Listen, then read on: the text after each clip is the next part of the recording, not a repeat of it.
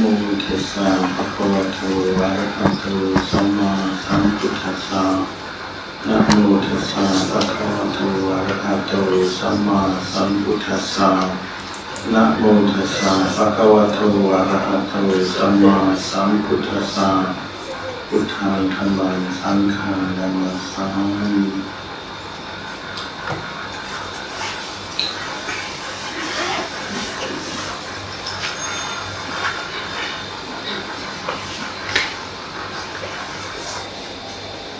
Tonight we've come together to practice the Dhamma. Tomorrow is the full moon day in February, known as Magha Puja. One of the important days in the Buddhist calendar,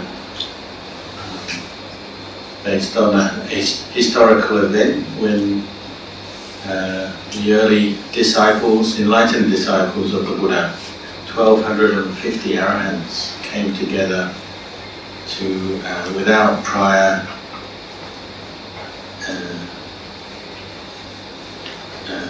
without preparation or planning. Nobody sent out any invitations. They just came together, and it was an occasion the Buddha gave the famous teaching, Wat Pa Nanachat, which in short, in brief, sababa phassa akaranam, abandoning all that is unskillful, unwholesome, kusala sukha sampada, perfecting that which is good, sachita pariyotapanang, purifying the mind, etang bhuttana sasanam. This is the teaching of all Buddhas.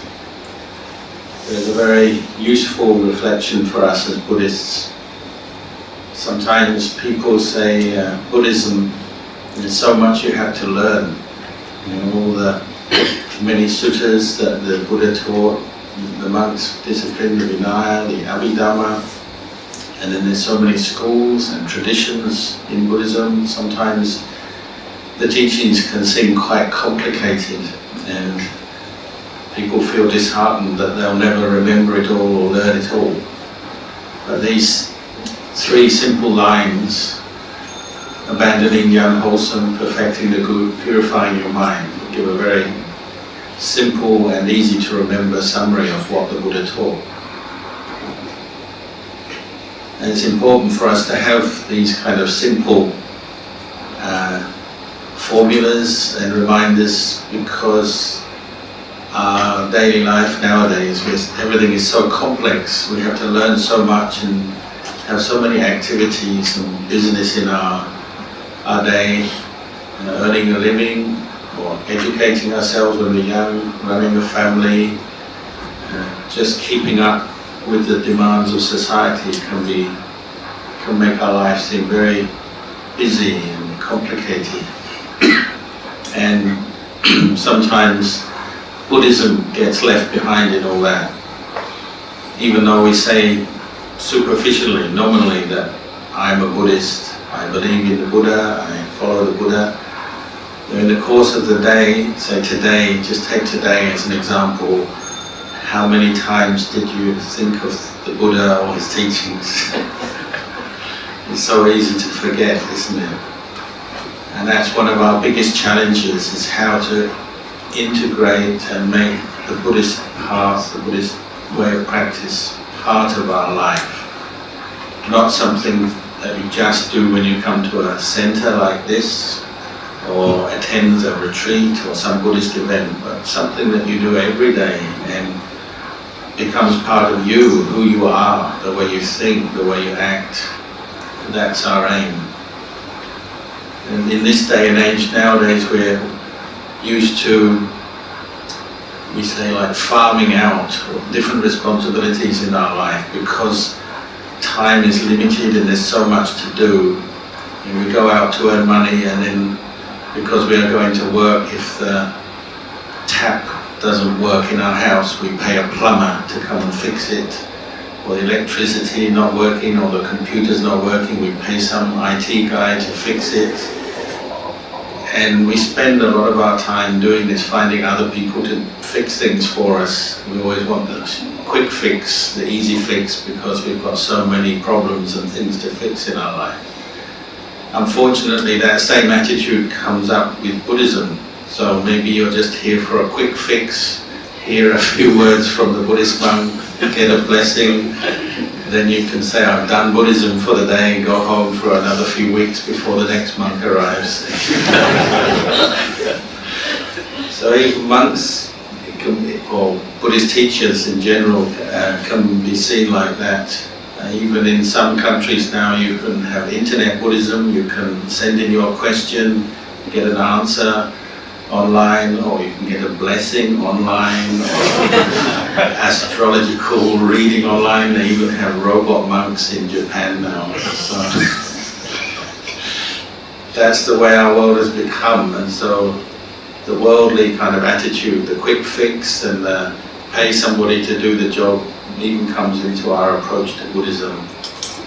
You know, if I could give you the one teaching that would take away all your stress and suffering, and maybe only charged you a little bit of money for it all, you'd be so happy. You come in, you pay the dollars and take it away, and you'd probably be happy with it for a while anyway. But unfortunately, reality doesn't work like that, does it? We've got to deal with a human mind that we've been born with, and we're impacted and affected by first of all our families, but in our culture and the world around us. And if we don't have any guidelines or direction in our life, it's so easy just to get swept along by the flow of the world. And this is where we end up getting stressed, suffering. But stress and suffering has its use, because it brings us back to the Buddha again. That's when people start remembering the monks. Oh, I'm stressed, I better go and listen to a Dhamma talk, go and get a blessing, do some meditation. So it's not all bad, but we tend to have this experience of just getting swept along in life, and maybe by the time we're 50 or 60 years old, we say, what happened to my life? And I didn't do all the Buddhist practices and things that I wanted to do. Often you hear people say that, I'm too busy bringing up my kids or earning money, I'll go to the temple or I'll go on retreat when I retire, when I'm 60. And so when they're 60, they go on retreat and they say, I can't do it, my legs hurt, I can't sit meditation, and I can't concentrate, and my memory's going, and my health is not so good. So it's like, it's too late now. Of course, it's never too late. You can always put the Buddhist teachings into practice when you have the chance, even if you're 70, 80, 90 years old. But generally speaking, it's better to start early, isn't it? If you have the faith, the interest, go for it, do it. Listen to the Dhamma, practice the Dhamma when you can. So this is the challenge, learning how to incorporate that into daily life. So it's good to have a place like this where you can come and listen to teachings regularly, meet with teachers, practice meditation, chanting, and so on, to have a regular input. But we have to then take that step, bringing it into our hearts, into our minds, and starting to think Dhamma and act Dhamma, as opposed to just hearing the Dhamma or learning the Dhamma. My teacher Ajahn Chah, he made a comment once. He said, many Buddhists are like the ladle in the soup pot. They study a lot, hear a lot of Dhamma, learn a lot, but they never practice. Just like the ladle in the soup pot, it's sitting in the pot every day, and people make delicious soups and curries, but the ladle never knows the taste of the curry that it's sitting in. And so many Buddhists can be like that. You do your prayer, your chanting, you listen to the talk, you feel I've done something, and of course it is good, but then you go home and you forget everything. There's maybe not much left. We have to learn how to bring up the practice regularly, daily, on a daily basis. So how do we do that?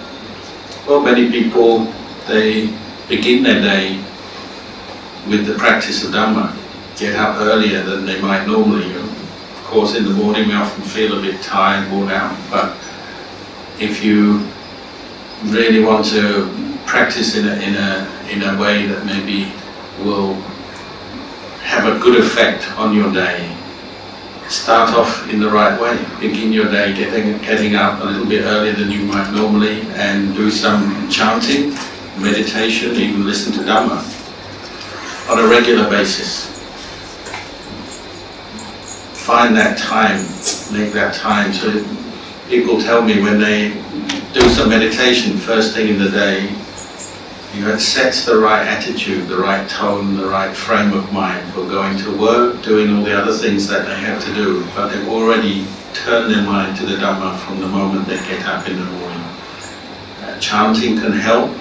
Meditation practice obviously is more challenging, and not everybody finds it easy, but chanting is a good form of meditation or preparation for meditation as well.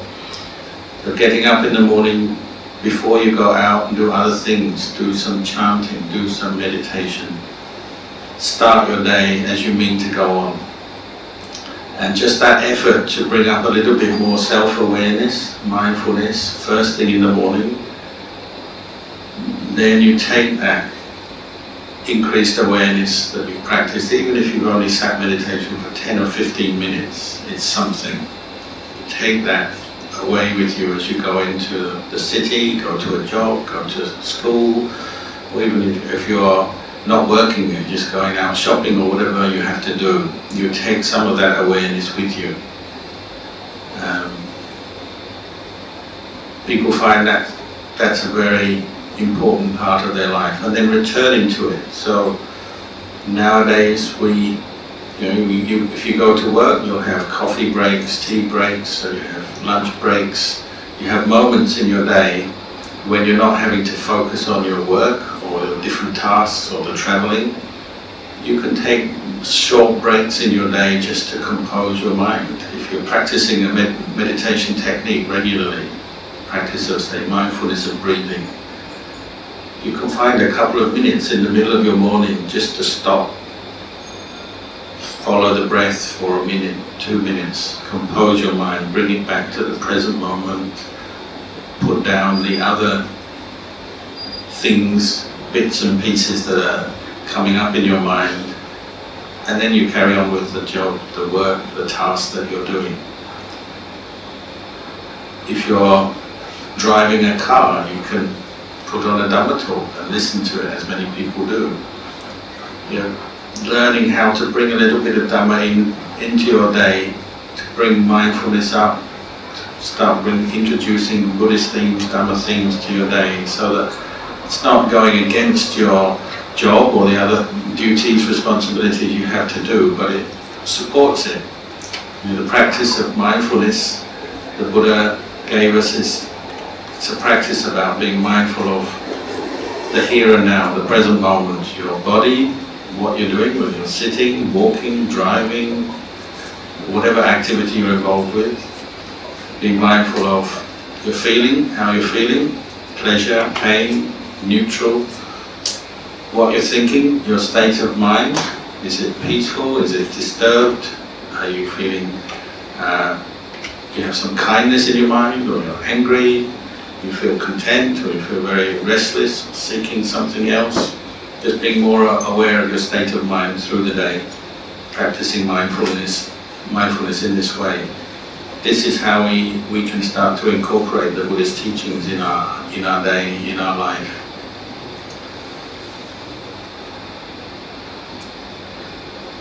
And then maybe at the end of the day, you come home. Obviously there'll be other things you have to do. You have to eat, you have to look after kids maybe, do other duties in your house. But set aside some time, some quality time for yourself to do your practice of chanting, listening to Dhamma, meditation, whatever. get into these habits, regular habits, where you have moments in your day where you're turning your mind back to the Dhamma, reminding yourself of the teachings and then internalizing them, bringing your attention back to your own body and mind in the present moment. This is the way we can grow in the Dhamma. Sometimes they talk about the human mind that's practicing the Dhamma, the Buddhist teachings, it's like a tree. The tree has the outside, the bark, and then it has the inner sap wood, the moist wood that's under the bark, and then it has the heartwood, the solid part of the tree trunk. And Buddhism is compared to that. So on the outside, it's the practice of sila. It's what protects us on the outside. So every day, reviewing your practice of maybe the 5 precepts, or sometimes even 8 precepts if you're on retreat or staying in a monastery. This is the practice of sila, our conduct in daily life, how we interact with the world around us, other people, what we say, what we do, how we interact with the environment. This is the practice of sila, and this is our first place where we're practicing mindfulness and then developing some wisdom, some understanding. What is the way to live in this world peacefully, to engage with other people peacefully, even when other people maybe are not peaceful and giving us some problems or difficulty? How can we keep our own precepts and be aware of our conduct so we're not creating suffering in different situations? This is the practice of sila, and every day it's a practice you can develop, whether you're at work, traveling, at home, doesn't matter. And it's like the bark that protects the tree on the outside. We need something to protect us. Of course, internally we may have more stress, suffering, negative states, emotional states coming up from time to time through our day, and they're harder to deal with and harder to change and understand perhaps. But like the bark of the tree protects the tree as a whole, our practice of precepts will protect what's going on inside and not let it spill out and cause trouble on the outside. Then you have the sapwood, the bit under the bark, which is what's transporting moisture and nutrition up and down the tree, up to the branches, to the leaves. This is like the practice of samadhi, development of mindfulness continuously, regularly, brings the mind to states of calm, feelings of peace, calm, where the mind is at ease within itself, content, you might even say happy inside. This is another vital part of the practice, just as the sapwood, the moisture is vital for the life of the tree. We have to learn how to bring up more continuous mindfulness so that we can bring our mind to a state of inner peace and contentment. If only sometimes we need this. It's when you develop more mindfulness, more continuously, this brings with it a feeling of well-being, joy. The technical term, the Buddhist term, is piti. Piti and sukha. Sukha means happiness, piti means rapture, joy. Whenever you practice mindfulness, and it's not just when you're sitting meditation like this, but it can be at any time when you bring up mindfulness in any posture, any situation. When piti and sukha arise, we call it the food for the heart. It nourishes your mind, your heart. You feel full inside at that moment, whether it's just for a few seconds sometimes in the beginning, or for many hours or even days sometimes. It gives you this sense of fullness. And literally, when piti and sukha is coming up, you might not even seek to have food or drink for a little while because you feel so content, so happy inside. This is a very important quality that we need to develop in our practice. Mainly it will come through the development of mindfulness, more mindfulness, bringing attention back into your own body and mind in the present moment and letting go of distractions and different negative mind states, letting go of sleepiness and so on. Brings you this piti and sukha as a result. but also listening to Dhamma can do it. Or just thinking about very wholesome things, reminding yourself of good things you've done, witnessing other people do good things, brings up this sense of joy, and the body and the mind feel very light for a period of time. This is the arising of piti and sukha. I remember the very first time I experienced this, I had no understanding what it was, because I was only 5 years old. But when I was 5, I was sitting in my dad's office. I'm from the UK.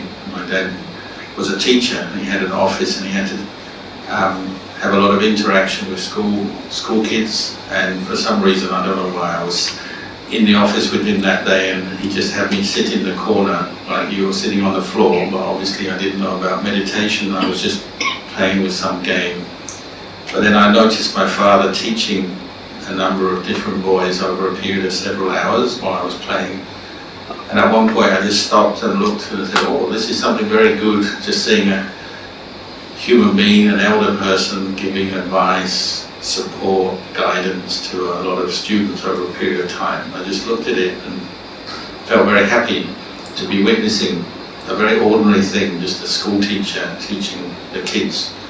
And then this wave of something like a wave of very light, bright energy came up in my mind, and time seemed to pass very quickly. I wasn't bored, I wasn't saying, oh, when's lunch, when's my next bit of food or drink. I wasn't restless, I was just sitting very contentedly, and it was such a powerful experience. I can remember it to this day, and then subsequently, from time to time, that would happen. Or just like today, going along the street in the car and seeing somebody sweeping the road, cleaning the road, and they're just doing their job. You see someone doing that, and you think, oh, it's so good that our society, we are smart enough and have the means to employ people to clean the road, to keep the roads clean. That means everybody benefits. So just watching that person and thinking like that, again, got a wave of piti just for a few moments, but it was piti or sukha. Or earlier, Mr. Yap took us around the public utility facility where you have the dam, the barrier to stop the sea coming in where the reservoir is, and the exhibition on the water source and the purification of water in Singapore.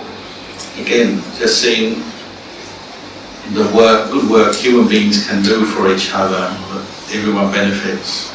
Just witnessing that can bring up piti, joy. Your mind feels very happy to be seeing that or witnessing that. These are just two very obvious examples, very simple examples. But when you're meditating, you get the same thing, but often in a more deliberate way, a more intensified way, a more deliberate way. And if you practice mindfulness regularly, you'll almost certainly find that sometimes your mind calms down as you focus your mind on your meditation object. So it could be the breath, it could be the theme of loving kindness, it could be recollecting the Buddha, it could be mindfulness of the body. There's many techniques we use, but when your mind is turned inwards as opposed to always looking outwards for distraction, entertainment, business, whatever, when it's turned inwards, it starts to settle down and we start to let go of distraction and the quality that the Buddha called craving, Dhamma. This constant wanting something else, wanting to do something, go somewhere, have something, be something, or wanting to get rid of something we don't like. But basically our mind is kind of plagued or affected constantly by craving. When we're not very mindful, it comes up all the time, wanting this, liking this or that, attracted to something or averse to something, not wanting something. But basically the experience of liking and disliking is going on all the time in our mind, whether we realize it or not. As soon as you practice meditation and bring out mindfulness, you're seeing this process, how your mind is affected by different desires, wanting. And as you become more mindful, you start to let go, because you see, oh, this is suffering, isn't it? Could be just now sitting here, you might have an itchy feeling, an itch on your body. If you keep thinking about it, sort of scratching and moving, well, it probably gets worse. You feel more agitated, more restless. If you're more patient, bring up the mindfulness and just observe that feeling, the sensation of an itch arising. You'll probably notice how it passes away. And if you can be patient and just keep bringing up mindfulness, after a while that itch might just disappear. Or the same with minor aches and pains. If you're sitting here now and feeling a few aches and pains, you just keep bringing your mind back to the breath, bringing up mindfulness, you might find those aches and pains disappear. Or if you have some thoughts, you keep being bothered by some thought, what am I going to do later tonight or tomorrow, or something is bothering you. You keep returning to the breath, letting go of those thoughts. After a while they fade. The craving goes quiet, at least for a while. When the craving goes quiet, what's replacing it is piti and sukha. You start to feel better. That's why when you meditate you feel calm. Physically, mentally, you start to feel more calm, more relaxed. This is vital nourishment for body and mind. It's something that human beings need, even though often they don't realize, we forget, but we need this. Just as today we saw about the kind of water system of reservoirs and water purification going on for the state of Singapore. It's vital that we have water. That's water for the physical body and our physical well-being. Piti and sukha is vital for our mental well-being. The joy of wholesome states, or we say skillful states arising in your mind, this is vital for our good mental health and our daily peace and happiness. And it's not restricted just to the meditation session or going to the temple. It can come up, as I said, in very ordinary situations when you turn your mind to the Dhamma. You just see somebody else doing something very useful, very good. You remember something you've done or somebody else has done. Listening to the Dhamma or turning to the breath. Many, many times people have told me how they've been stressed in their daily life, and at first when you're stressed, you're maybe really upset, something bad has happened, they've got some bad news about their health or someone they love, or somebody has insulted them or bullied them, or just been involved in an accident or something, those kind of stressful times. They say at first kind of very upset, not knowing what to do, mind is very shaken or a strong emotional state, but then the Dhamma kicks in, the Dhamma comes up and they think, oh, what should I do? Think of the breath. Go to the breath, for example. And they spend a few moments just composing their mind, turning to the breath, and straight away they calm down in a stressful situation. Could even be a lifesaver if you're really in a difficult situation. Just turning to the breath, calming down, can really help you physically and mentally. Like a story I quite often tell, there's a couple who came to the monastery where we live in Melbourne and participated in some meditation in the monastery, and no doubt benefited from that. And then on the way home, husband and wife driving down the highway, leaving the monastery, going back to Melbourne, started talking. The more they talked, perhaps the mindfulness drained away, I don't know, but they started to argue about something. The further they drove, the more they talked, the more they argued, the more the emotions came up, the worse it got. Got to the point where the man who was driving slammed the brakes, pulled the car over to the side of the road and said, "That's it, I'm not driving any further." And they both were kind of very angry with each other. When the man opened the door, he was about to leave the car, and he said, as soon as he put his foot down on the ground, he said, "Hold on, there's a moment of mindfulness." It's like, we've just been practicing mindfulness meditation.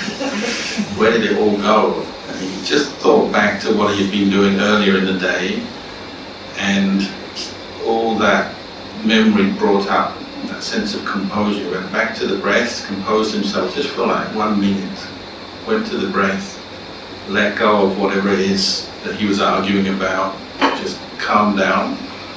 Once he was calm, he said he got back into the car, shut the door, was ready to drive now. And his wife saw, and she said, she realised he was now calm, so she became calm, so he actually helped her.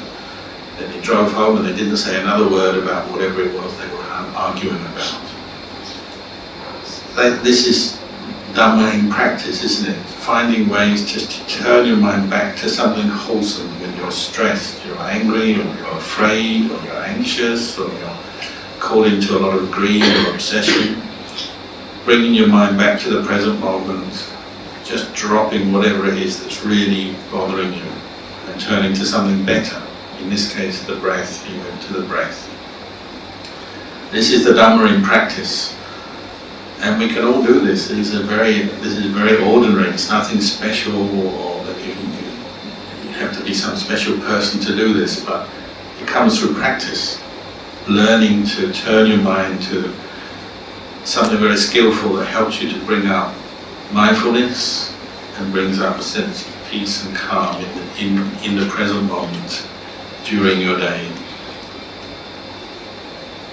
So this is what we're learning. This is what we call the sapwood of the tree, just learning how to let go of more negative states of mind, stressful states of mind, bring the mind back to the present moment, compose it, bringing up mindfulness, and doing that as much as we can, as often as we can, regularly.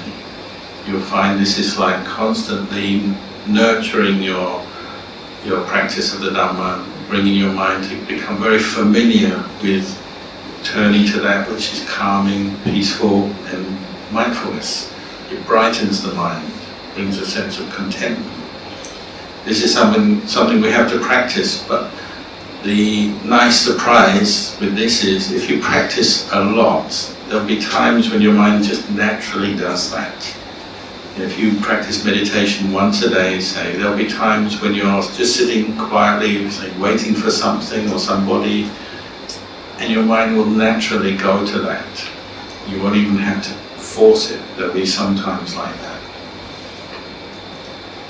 And the reason we develop this mindfulness and this ability just to calm and compose the mind at different times through our day is because it provides the basis for insight, wisdom, understanding, which is the hardwood of the tree. A tree stands up because of the hardwood in the center. You need that. Wisdom is what makes our mind really strong, clear, firm, the understanding of the Dhamma. And the important thing is the outside of the tree, the sila and the samadhi, or the bark and the sapwood, they support the inside, the heartwood, the wisdom. They work together. And it's important that we practice sila and samadhi and develop mindfulness in daily life because we want to bring up this sense of calm and well-being so that we can see and understand the Dhamma and accept the Dhamma. You probably heard many Dhamma talks, and teachers will remind you over and over again, what did the Buddha teach? The Buddha taught that everything is impermanent. This body, this mind is impermanent. The things of the world, everything you love and like is impermanent. One day you must separate from your loved ones and from this world. You'll leave this world. That's quite a hard truth to accept, isn't it? As an idea we say, oh yeah, I know everything's impermanent. But when it happens to you, it's hard, isn't it? Someone you love is getting sick or dying, it really puts pressure on your emotions and your heart. Or you yourself face aging, sickness, or the possibility of death. Or things change on you. When people find it very stressful when they move jobs or move house, or different changes, significant changes come up in their life. It puts pressure on them. They feel stressed. It's because even though intellectually we might understand that everything is impermanent, everything changes, our mind, our heart doesn't yet really accept it inwardly. So we have a lot of emotional turmoil come up when we face change in life. So for our mind to really gain wisdom and insight into this, we need to develop the sila and the samadhi to support it. It's a bit like three friends, if you're going to lift up something heavy, you lift this seat quite heavy, you need maybe three people to lift it up. One person not going to be able to do it, will squash them. Maybe they'll fall over, it will squash them. The Dhamma, the wisdom that we're developing is a bit like that. You need the support of sila and samadhi for your mind to develop insight. Otherwise, sometimes the insight can squash you, in the sense, sometimes people do have insight, deep insight into impermanence. They say, wow, now I understand. This whole world is impermanent. Everything I own will separate from me. Everyone I know one day will separate through death. It's quite a challenging insight. Maybe it shocks them, or they feel, everything is meaningless. What's the point of doing anything because everything is impermanent? But instead of wisdom arising at that moment, they become depressed or give up. They think, what's the point? It's quite a common reaction for people when they're first meditating, because they haven't developed the steadiness of mind from the practice of mindfulness and the well-being that comes from the practice of sila. So these three component parts of the Buddhist path we need to develop together. But once you are developing them together, then you can develop insights throughout your day, throughout your life. Just as we develop the precepts and the mindfulness on an ongoing basis, we can develop insight every day. So you get up, like I was saying, you get up in the morning. If you do a bit of breath meditation, the first thing you'll notice is a number of different thoughts flowing through your mind. You think, what am I going to do later? There's this, there's that. How do you feel? Or I feel really good today, this morning, or I feel really lousy, I feel tired.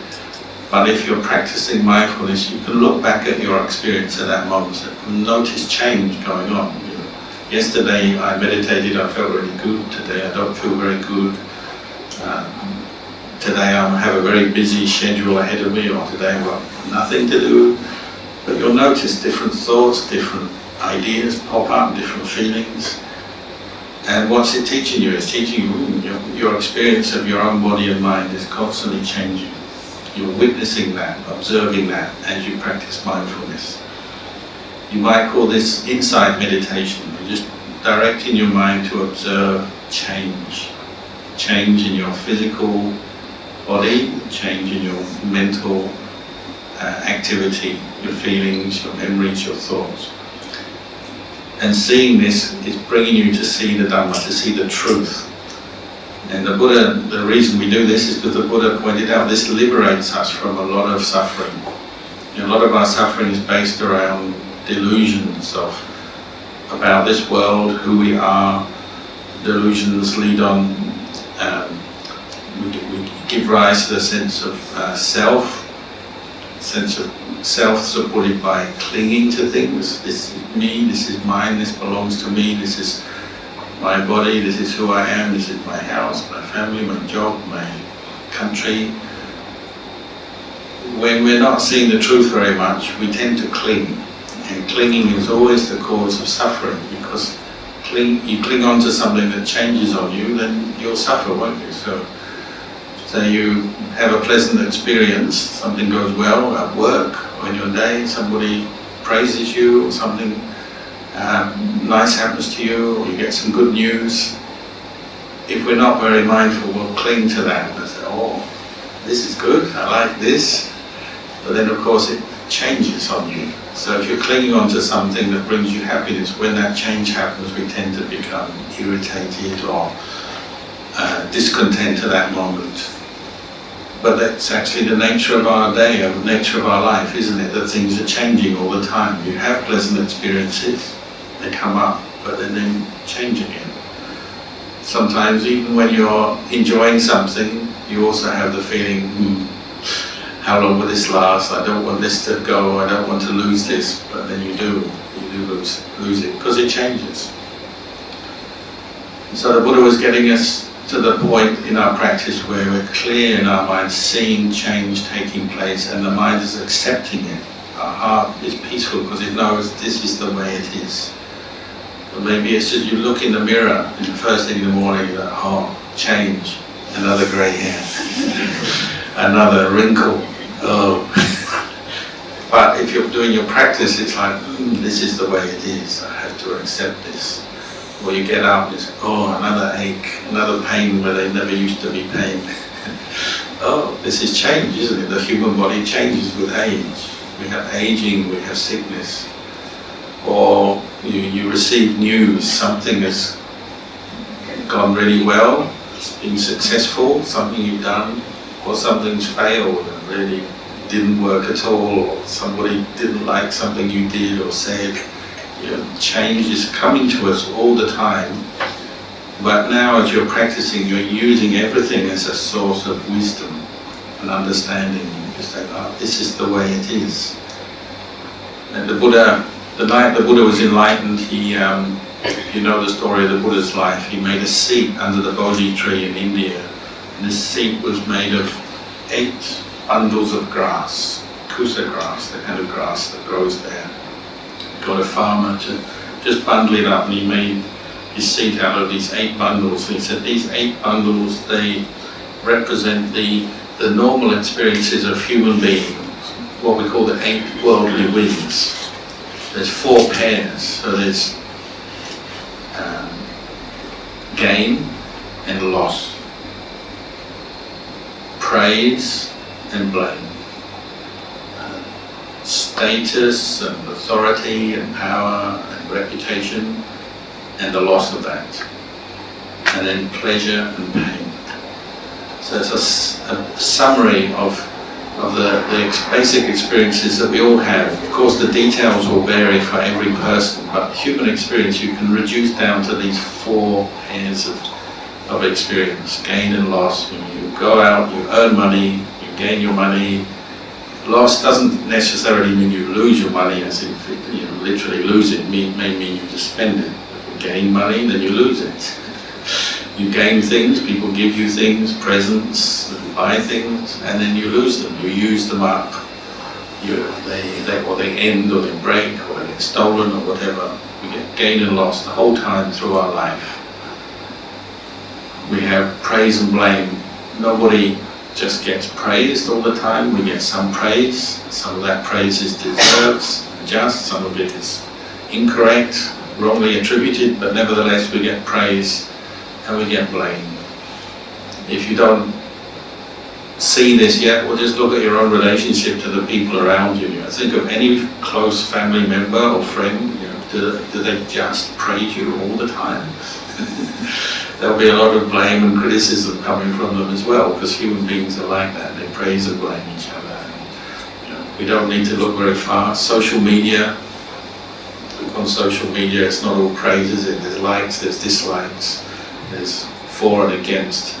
In every aspect of our life, our work, our social life, our relationships, even if you're sitting alone in the forest, and I can speak for myself because I do a lot of that, your own mind will be full of praise and blame. It's not like you're always praising yourself and happy with what you're doing. If there's no one else to blame you, you'll probably blame yourself. Self-criticism is a common mental illness for many people, isn't it?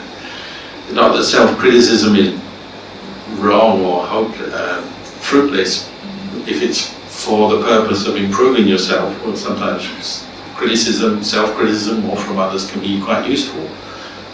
But also it can be habitual. A lot of us just go to negativity and blame ourselves all the time, over and over again, and never learn a lesson. Or maybe we do it to others, to blame some person or some group that we don't like for some reason and keep blaming them over and over again. But praise and blame, these are normal human experiences. Status and loss of status. You get a new job, you got the status of that job, and then they retrench you. You've lost your job, or you may move on through choice, whatever. You're single or you're married, you're a monk. You have status with what you do in life, don't you? You're young, so you're a child, you're an adult status. You have the status of being Singaporean, so I'm not Singaporean. I come in and they say, what's your status? Well, I'm a visitor, so I have to get a visa for Singapore.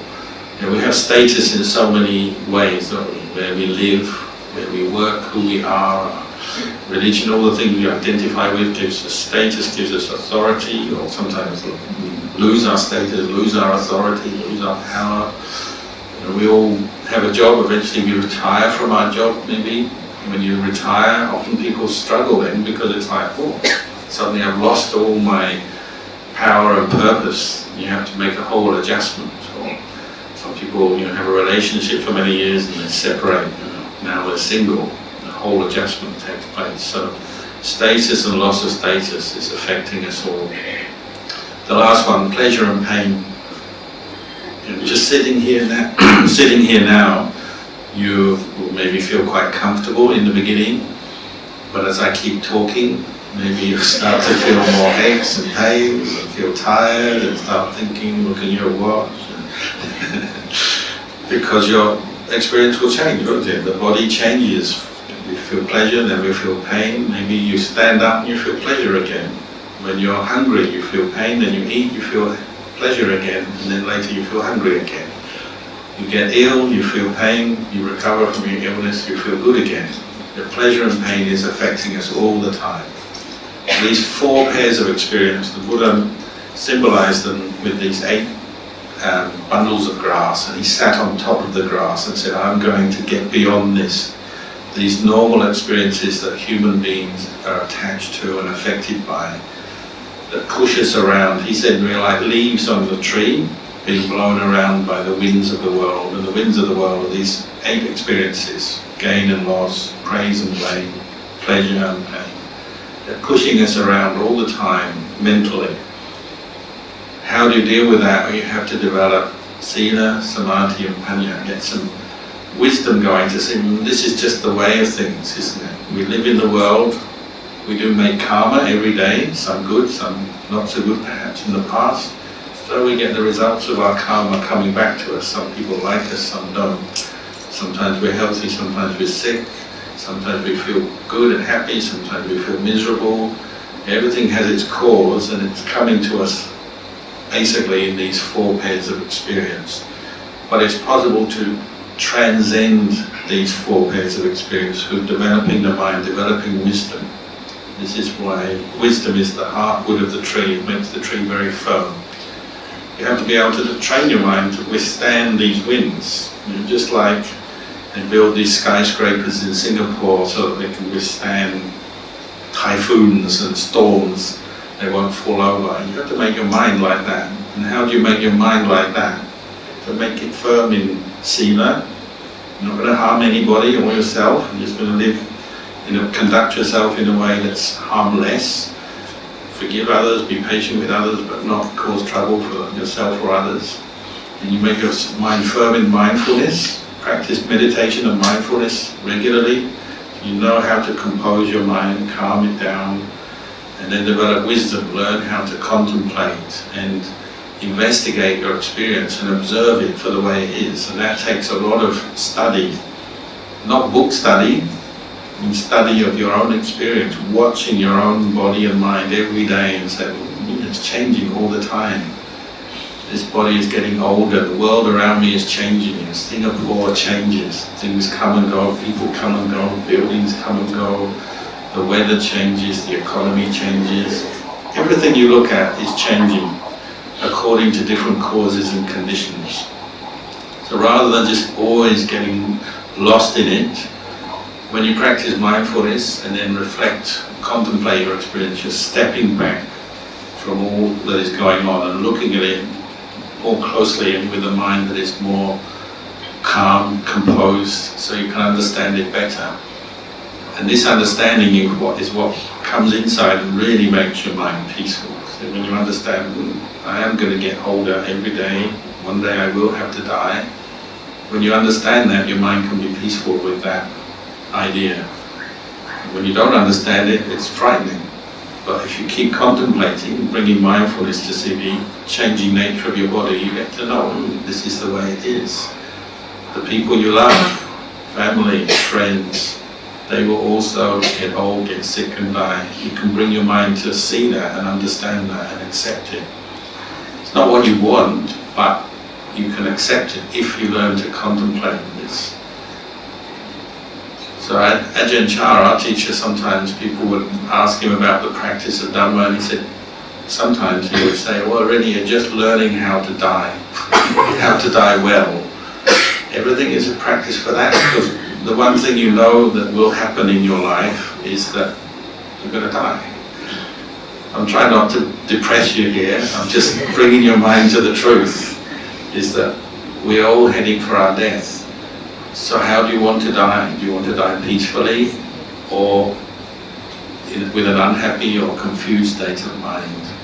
You want to die peacefully, your mind is, you have mindfulness, you're composed, you're calm, you can think straight, depending how you die. We don't know how we'll die, but bringing your mind to that clarity before you die, or just follow the flow of craving, the likes, the dislikes, the clinging, the attachments that we build up in our life. You just want to follow that through, and who knows what will happen the other side once you've died, where you'll go. If you listen to the Buddha and the teachers who have developed deep insight, they say, this is not the only life we live, is it? We've lived before, and we'll live again unless we reach Nibbana.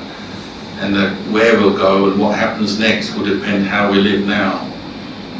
That's why sometimes it's funny when you hear people, sometimes in Singapore they say, oh Ajahn, I'm really busy at the moment, I can't do much Dhamma practice, I don't have time to meditate, but I'm just praying that next life I'll be born with Maitreya Buddha.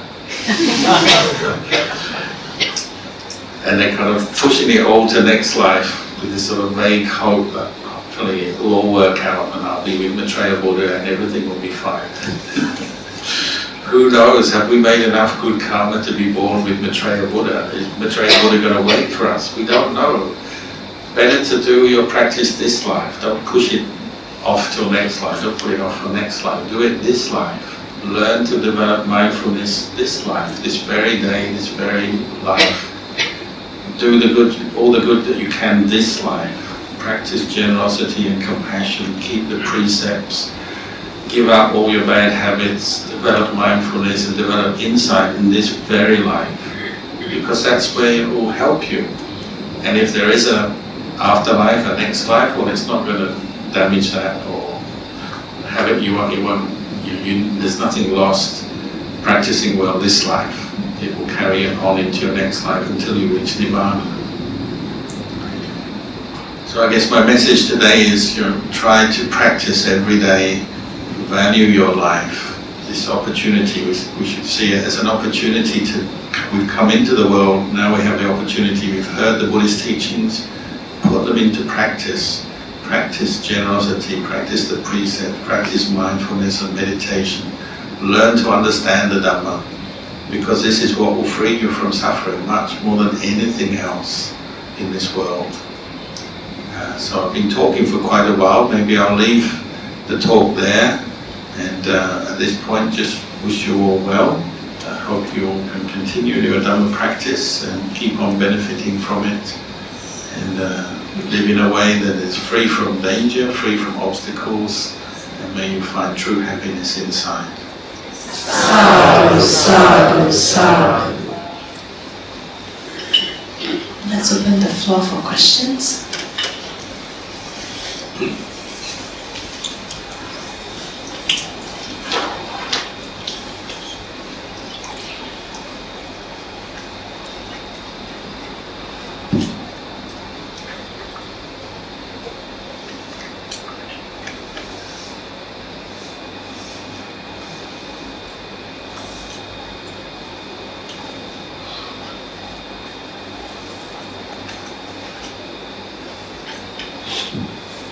Ajahn, thanks for the talk. How do we guide non-Buddhists to love without attachment? To love without attachment. It can be mother and child or spouses kind of relationship, but to care and love without any attachment. Well, to love without any attachment, you'd have to be an arahant, to be a enlightened being. So, not just non-Buddhists, Buddhists have to practice this as well, learn this. But the way to deal with attachment is to recognize that attachment or clinging leads to suffering. And that's the key or the avenue you can develop, whether you're talking to Buddhists or non-Buddhists. Just see, well, when you cling to something tightly, too tightly, it starts to get painful. So if you can point that out to them in any way you can, you don't have to use Buddhist language, Buddhist terms, but just practical things like, say like this cup is full of water, so if I hold it, it doesn't feel very heavy. But if I keep holding it tightly, don't drop it, 5 minutes, 10 minutes, 1 hour, it's going to get heavy, and I'm going to start seeing the pain over time and think, well, I want to put it down. So when you put it down, you feel good. You have to try and help them to see, and say you're a parent with your child. If you cling too tightly to your child, the child will suffer and you will suffer. That doesn't mean to say you neglect your duties as a parent. It just means as you're doing those duties, be aware your child is also independent from you in the sense they're another being who has their own thoughts, makes their own decisions, and as they become an adult, that will become more obvious to you, more clearer. If you cling tightly to them, imposing your own idea, they've got to be like this should happen and this should happen, then suffering is going to come, as we know.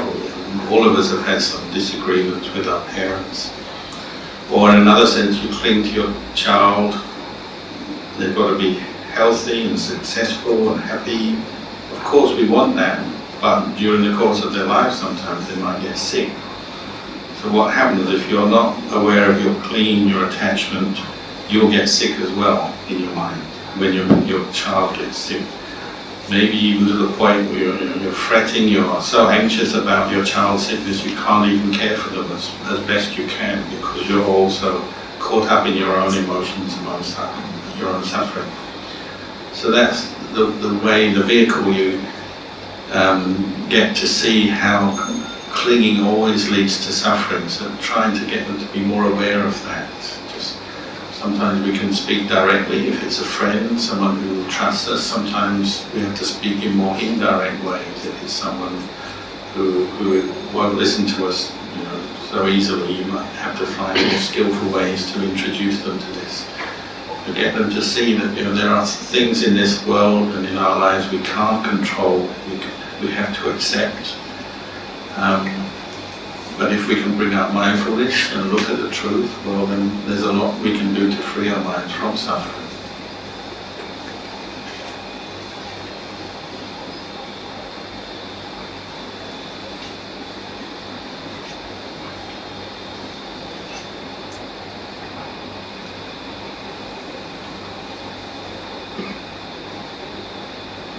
Well, I have a question. Well, at work, I find it really hard when someone complains to me. Like I try to respond with empathy, and that sometimes encourages the person to sort of go on. And I wonder if I'm fanning the flames of anger. But I don't think it's also the right time to sort of dump theory of, you shouldn't be angry. And yeah, so I don't know how to go about dealing with complaints or comments. Well, I guess to start with, you have to know your particular responsibility in that job. What is your duty towards these other people? Maybe you have that job. You should be the one listening to their complaints, so you have to be fair. But if their complaints involve other people, well, you have to be fair to those other people who may be not present when the complaints are being made. And fair to the person who's complaining. They're obviously not happy about something, so like you said, you give them time, listen to them, but then you also have to step back, say after you've listened to them, and step back and think, what are they saying? Is it true? Is it something that you can affect or change? Can you help them in any way? Is it something maybe they just have to put up with? Look at their complaint to see what kind of complaint it is. Is it something justified, or is it something that they're just letting off steam but really nothing can be done? There's many different factors involved, but just learning to bring up awareness and then consider the situation from different angles will help. Not just, like you say, responding with, I agree with them, or I don't agree with them, I like them, I don't like them. Just reacting with different emotions and trying to compose yourself with mindfulness and then consider the situation. And if you're not sure, you can always seek advice from others as well. Maybe there's other people with more experience we can go to, see how do they deal with such situations, and then go back and make a decision or act in the appropriate way. And the Buddha said, you practice mindfulness, it's never wrong. So you're receiving a lot of complaints. First thing, just try to establish mindfulness in the present moment. And if they are strong complaints, like you say, you might be tempted to feel some emotion, some anger. Just try to compose yourself so you're not thinking or speaking in anger. That might be your first target, your first duty in that situation. Once you're more mindful, then you can consider more deeply what's going on, what are they saying, is it true, is it not, what the details of the situation are. The mindfulness is like a vehicle that brings wisdom along, it's like a car. So when you establish mindfulness, then wisdom can start to function. If you haven't established your own mindfulness yet, you tend to be caught up in your own reactions, your emotions, and wisdom won't yet see very much, see very clearly. You have to bring mindfulness up and then wisdom can start to function.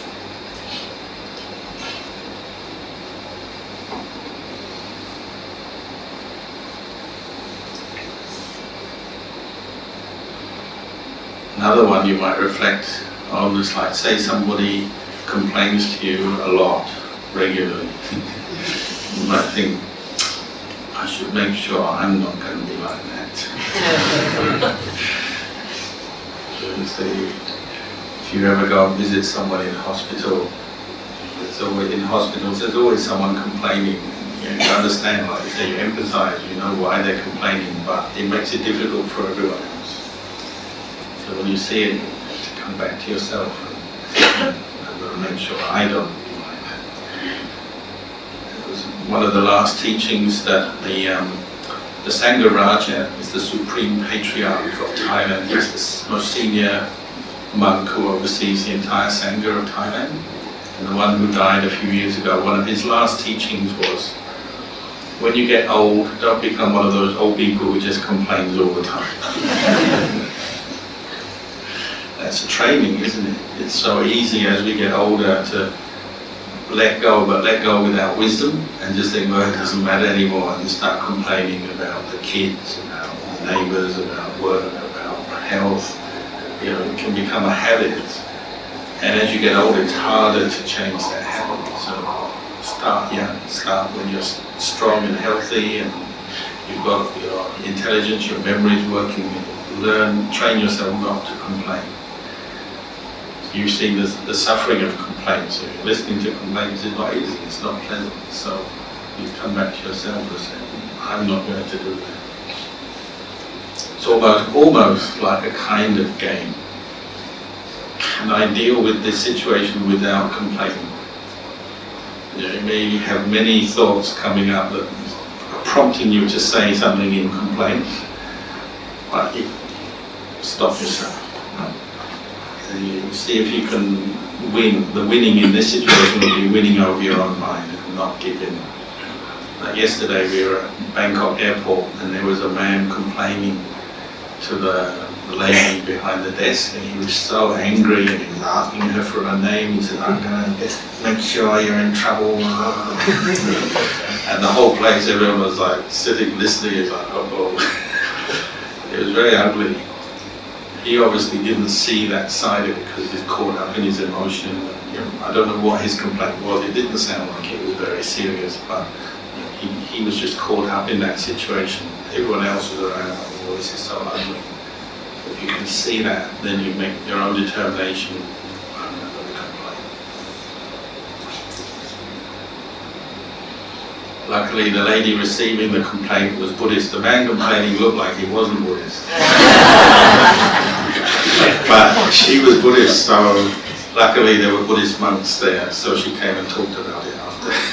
So that's the value of Sangha. When you have someone complaining to you, but you have faith in the Sangha, maybe the Sangha suddenly appear and you can get some support and get some clarity in a difficult situation.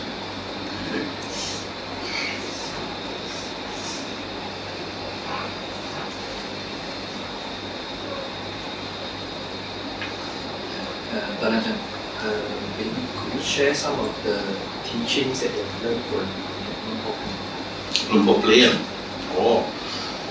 As some of you know, Luang Por Plien passed away last year, and then this weekend we joined in, before I came to Singapore, his funeral service in his monastery in Chiang Mai, northern Thailand.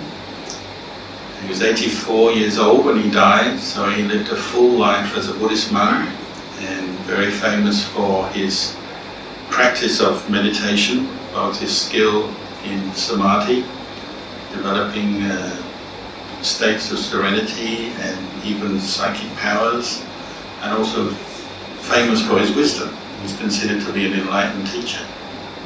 So anyone who has heard his teachings or met him, he came to Singapore many times in the early years, will feel fortunate.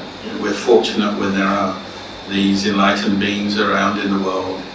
They're inspiring, they set a good example, they give wise teachings, help people in so many ways, and he was a very good example of that.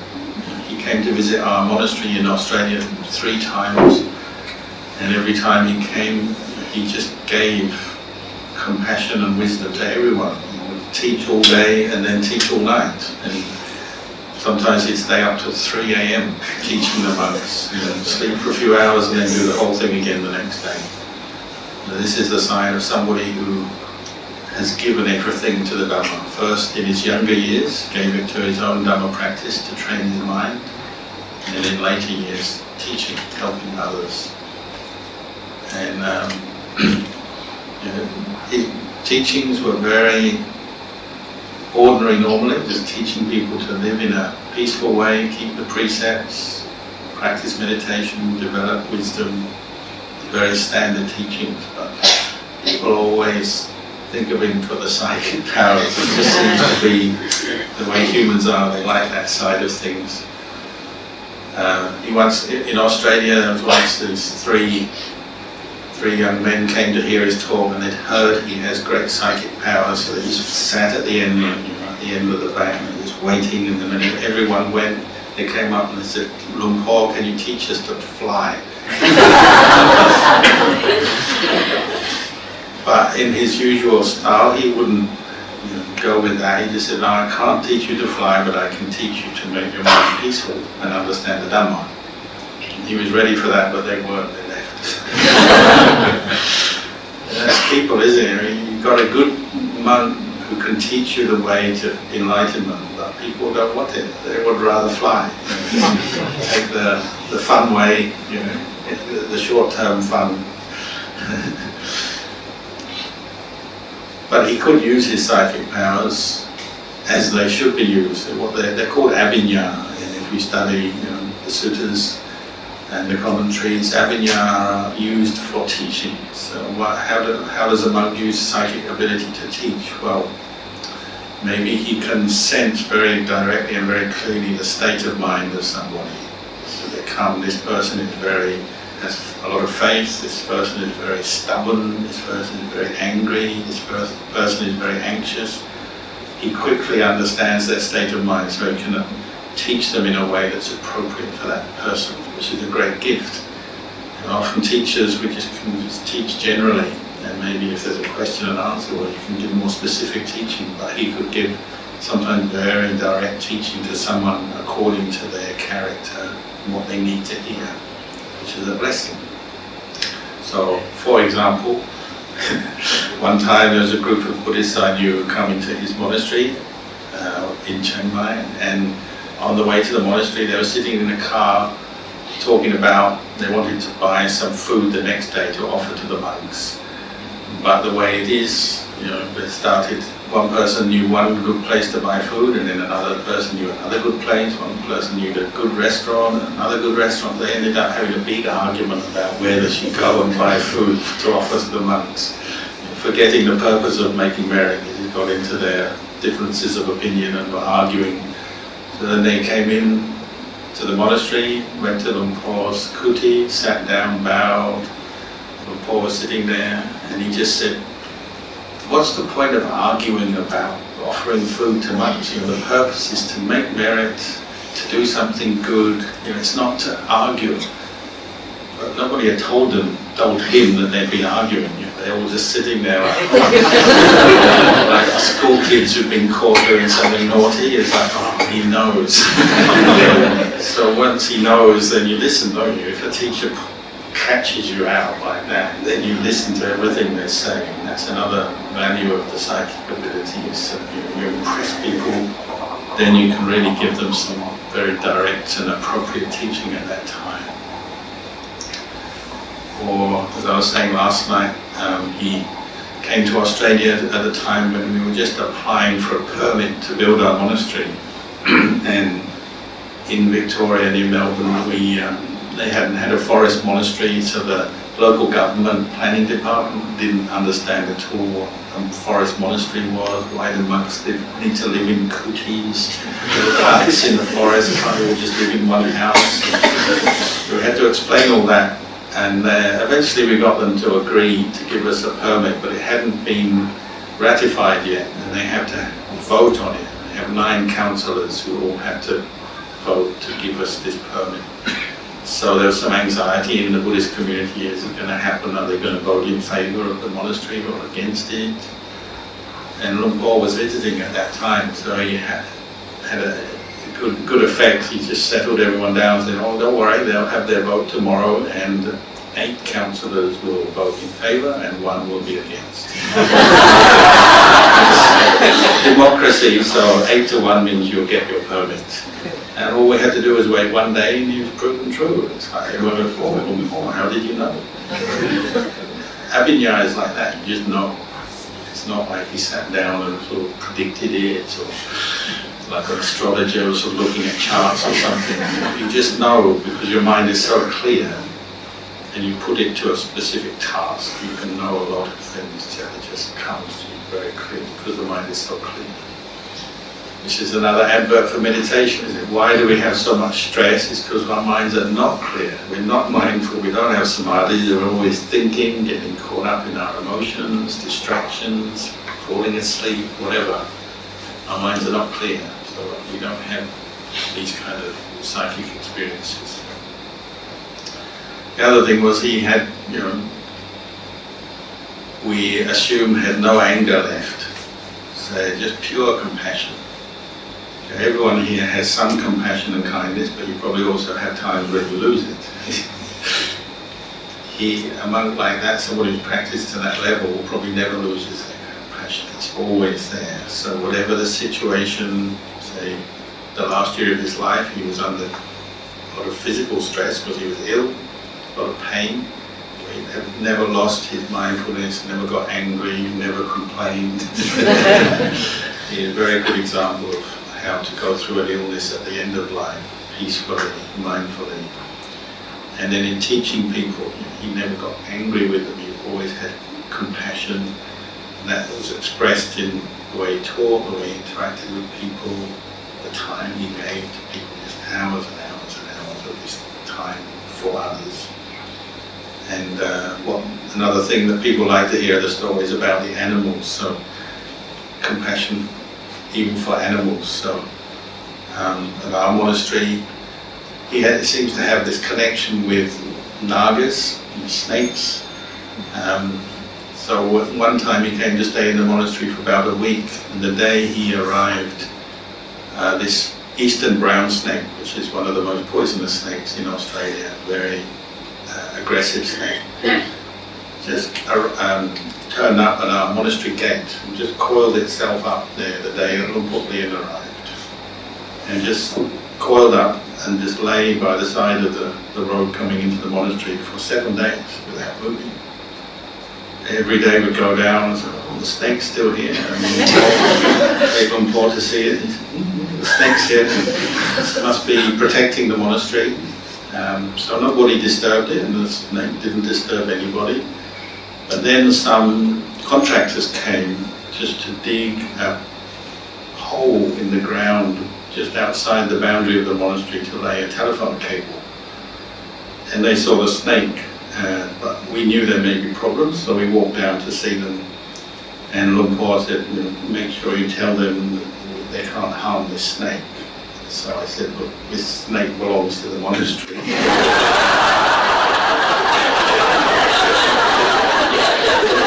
It's not yours. And they said, oh, good thing you told us that. We were just thinking we were going to kill it with our shovel. So I said, no, don't do that. So they put all their shovels in the ground next to the snake and made a little wall. So the snake was here, the shovels were there, and then they were digging a hole there. And they said, oh, this will work. So the men were working for a couple of days with the snake. They said they'd never done that before. Normally they would kill the snake because of fear of its poison. And Luang Por made sure the snake was protected. And when Luang Por left, the snake left. So he seemed to have great compassion for humans, we even believe many beings in other realms, for devas, for ghosts, and for snakes. If I remember correctly, when he went to the USA, he was staying in the monastery there, and he gave a Dhamma talk like this, and he went back to his kuti, a little hut in the forest with some of the monks, and there was a rattlesnake. This is California. A rattlesnake coiled up in front of his door, and everyone was a bit concerned. Oh, rattlesnake, shouldn't be there. So one of the monks got a broom and was going to chase it away. And Luang Por said, no, don't do that. Don't be aggressive, don't hurt it. We'll try something else. So Luang Por talked to it. Mr. Snake, you're in the wrong place. If you stay there, everyone is going to get upset and worried about you. Why don't you just move a little bit over to the side into the forest, and everyone will be happy. And then the snake uncoiled itself, slithered over to a tree and crawled up in the forest off the path. And all the monks saw this and they said, wow, Luang Por, you've got such compassion. Even the snake knows, even the snake understands, gets out of the way. And then one of the monks said, but Luang Por, you spoke to the snake in Thai.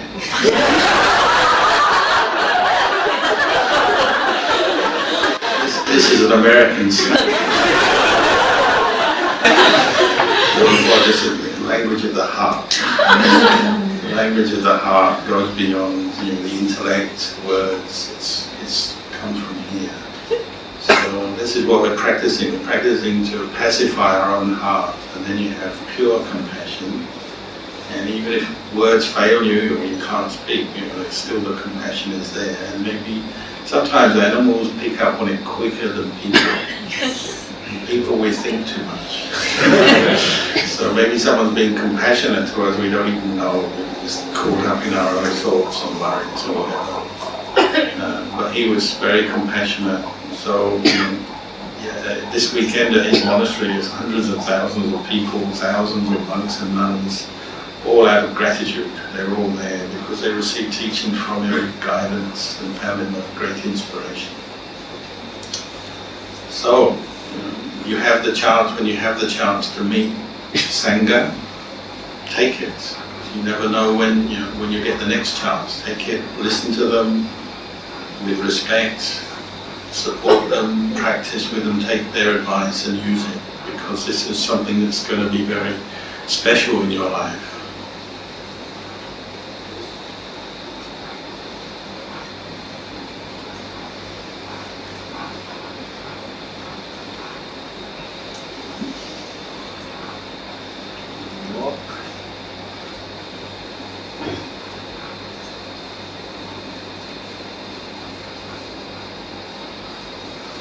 Maybe a last story from Luang Por Pien.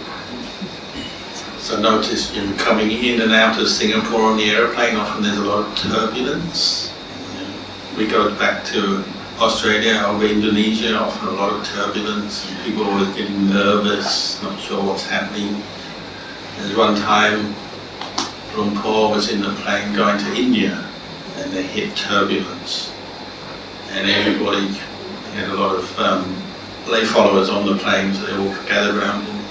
Oh, what should we do? What should we do? What do you mean, what should you do? I've been teaching you all my life. Practice mindfulness, Buddha, recite Buddha, recite Buddha. So they all did that, and they said, oh, amazing, calm down. Everyone was very afraid because the turbulence was very serious, quite a dangerous situation, but everyone calmed down.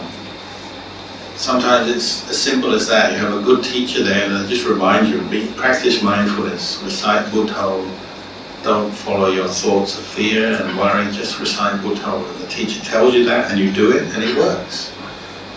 So this is the value of a good teacher. At the time when you're stressed or suffering or not sure what to do, they tell you what to do, and if you follow the instructions, you see the benefit. So maybe we'll finish there tonight, and one more talk tomorrow night at the Buddhist life. Yes, that's right.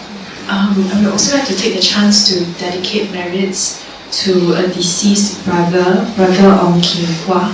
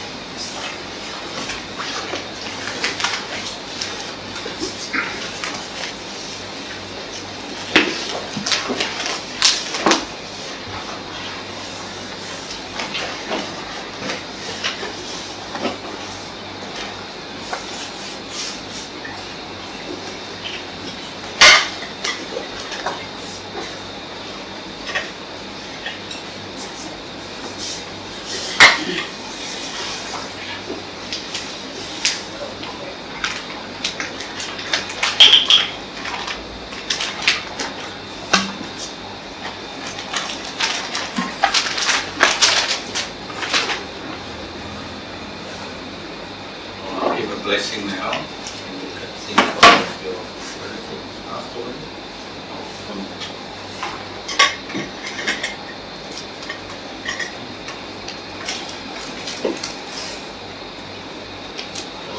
Who is it who passed away?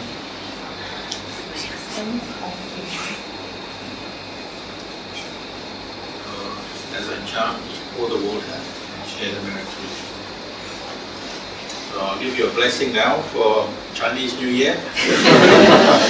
Success, happiness, long life, and we'll also share the merits with the departed.